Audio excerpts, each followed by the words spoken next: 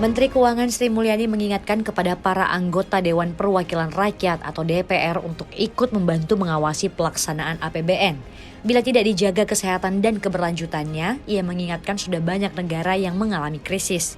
Sri Mulyani mengatakan APBN adalah instrumen kebijakan yang sangat penting dan strategis bagi sebuah negara untuk mencapai cita-citanya. Oleh karenanya, APBN menurut Sri Mulyani harus selalu dijaga agar tetap sehat, berkelanjutan, dan kredibel. Kalau tidak, lanjut Sri Mulyani, sudah banyak negara yang jatuh ke dalam krisis. Menkeu juga melaporkan bahwa inflasi Indonesia pada 2023 terus terkendali, terutama pasca pandemi COVID-19. Tingkat inflasi tahun 2023 disebut lebih rendah dibandingkan Rusia, Turki, dan Argentina.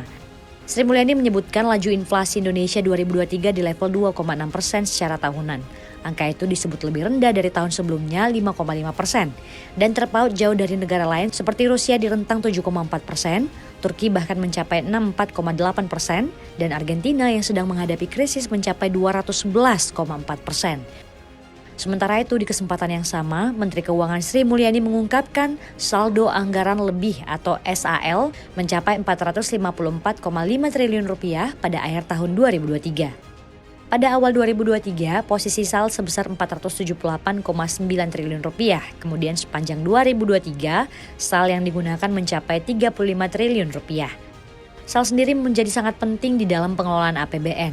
SAL menjadi fiscal buffer atau bantalan pengaman fiskal untuk melindungi APBN dan perekonomian serta masyarakat, terutama di tengah kondisi dunia yang penuh tekanan, guncangan, dan ketidakpastian. Sepanjang 2023, defisit anggaran mengecil yakni 1,65% dari APBN. Adapun silpa pada periode tahun lalu mencapai 19,4 triliun rupiah.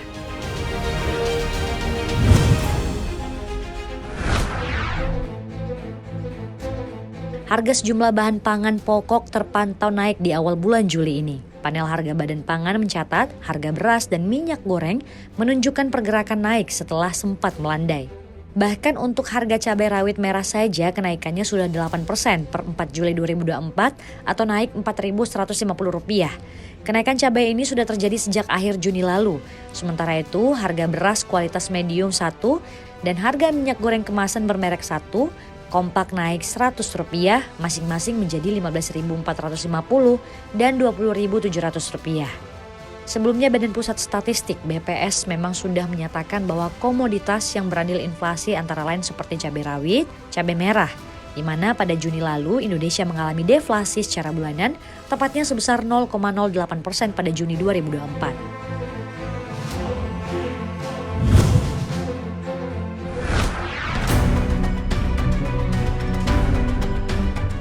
Menteri Keuangan Sri Mulyani pamer capaian pembangunan infrastruktur Presiden Joko Widodo dalam rapat paripurna DPR RI ke-20 masa persidangan 5 tahun sidang 2023-2024. Selama 10 tahun masa pemerintahan Presiden Jokowi, salah satu pembangunan yang dimaksud adalah jalan tol hingga 1.938 km, sementara jalan nasional non-tol sepanjang 4.574 km. Sementara itu Sri Mulyani juga menyebut APBN juga mendukung penyediaan air baku dan irigasi untuk mendukung ketahanan pangan dan energi. Dengan menggunakan APBN telah terrealisasi 37 bendungan. Sri Mulyani mengungkap APBN juga berfungsi penting dalam peningkatan kualitas SDM dengan membiayai peningkatan infrastruktur sekolah yang berkontribusi terhadap peningkatan partisipasi kasar dari seluruh jenjang pendidikan. Selain itu, melalui anggaran di bidang pendidikan, APBN juga menunjang untuk sektor kesehatan. Seperti menurunkan angka prevalensi stunting dari 37,2% di tahun 2013 menjadi 21,5% di tahun 2023. APBN mampu membantu Indonesia dalam menurunkan tingkat kemiskinan dari 11,25% pada 2014 menjadi 9,36% di tahun 2023.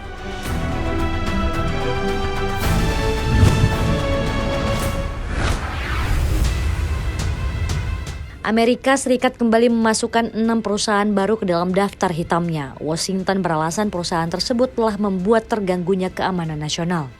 Dalam daftar hitam Departemen Perdagangan AS atau USDC terbaru, ada 2 perusahaan China yang dicatatkan dalam daftar itu. 4 perusahaan lainnya berasal dari Afrika Selatan, Uni Emirat Arab, dan Inggris. Untuk 2 perusahaan China yang masuk di daftar hitam adalah Global Training Solutions Limited dan Smart Tech Future Limited yang berbasis di Hong Kong. Keduanya terkait dengan pelatihan pasukan militer China menggunakan sumber-sumber barat dan NATO.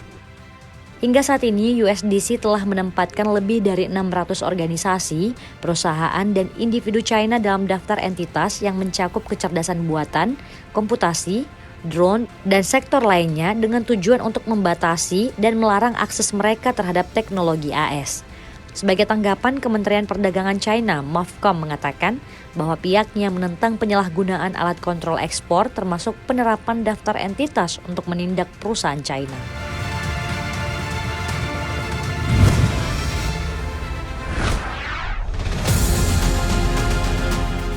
General Motors atau GM akan membayar hampir 2,3 triliun rupiah dalam bentuk denda setelah Federal Regulator menemukan bahwa perusahaan tersebut mengabaikan jumlah emisi yang dihasilkan oleh kendaraan mereka. Produsen mobil asal Amerika Serikat tersebut didenda setelah sekitar 5,9 juta kendaraan mereka ditemukan melepaskan emisi lebih banyak daripada yang dilaporkan. Hal itu disampaikan juru bicara National Highway Traffic Safety Administration atau NHTSA kepada AFP. Menurut Environmental Protection Agency atau EPA, kendaraan-kendaraan tersebut yang diproduksi antara tahun 2012 dan 2018 menunjukkan emisi karbon dioksida lebih dari 10% atau lebih tinggi rata-rata dalam tes dibandingkan dengan laporan yang disampaikan oleh GM.